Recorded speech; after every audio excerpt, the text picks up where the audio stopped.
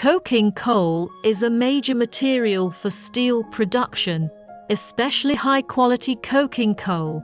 On coking coal ball press cleaning, we should carefully and real-time clean up the dust falling on the coking coal ball. Pressing machine, in the process of disassembly, should be carefully dusted. It is strictly prohibited to invade the mechanical moving parts.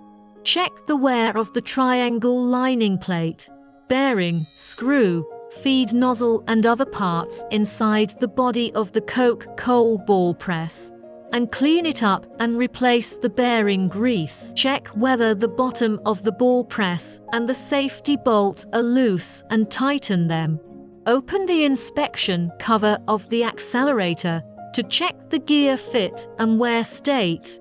If we find that the oil pressure of the ball oil cylinder of coking coal has a large pressure change, new oil should be injected in real time.